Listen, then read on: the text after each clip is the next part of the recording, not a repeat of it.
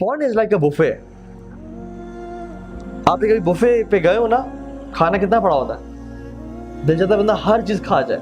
आप डालते हैं अपनी प्लेट्स भर के, लेकिन आधा खाया, कुछ खाया, 2 प्लेट्स खाई, दिल तो चाह रहा है कि मैंने वो भी खाना था तो वो भी खाना था, लेकिन पेट इजाजत नहीं दे रहा। आंखें भूखी होती हैं इंसान की। Porn is like same. इंसान जब वेबसाइट पे जाता है, what happens is उसको वो अपने आप को सेक्सुअली सेटिस्फाई तो कर ले टेम्परेरीली, लेकिन उसकी आंखें भूखी रहती हैं and he urges to go back to that sin again and again, again and again. कोई भी शख्स अगर इस एडिक्शन में है, जो एडिक्ट की बात कर रहा हूँ मैं, वो कहता है कि ठीक है मैं इसमें आइंदा कभी नहीं जाऊँगा, आज के बाद ये आखिरी दफ़ा था, I will not go to this addiction any more. अगले दिन फिर वो उसमें पड़ा होता है, 2 दिन बाद फिर उसमें पड़ा होता है।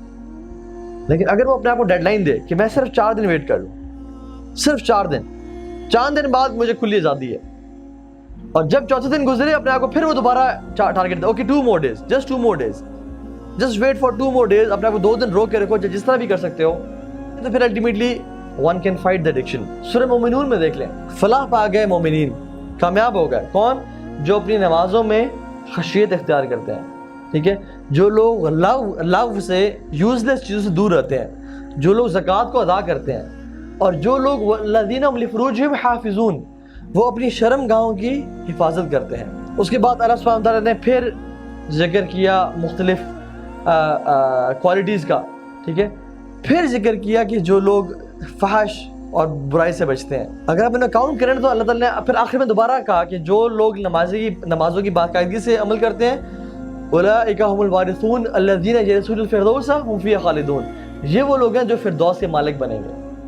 तो सूरह मोमिनून की आयत में अल्लाह सुब्हानहू व तआला ने 2 दफ़ा नमाज का जिक्र किया, 1 दफ़ा ज़कात का जिक्र किया, 1 दफ़ा लव चीज़ों से बचने का जिक्र किया, और 3 दफ़ा फहश चीज़ों से बचने का जिक्र किया, विच शोज़ द इंटेंसिटी कि इन चीज़ों से बचना कितना इंपॉर्टेंट है अगर इंसान को फलाह पानी है तो।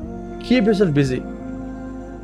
मैंने क्या कहा था कि या तो अपनी नेगेटिव हैबिट्स को आप शट डाउन करें, या फिर पॉजिटिव हैबिट्स अपनी ज़िंदगी में डालें।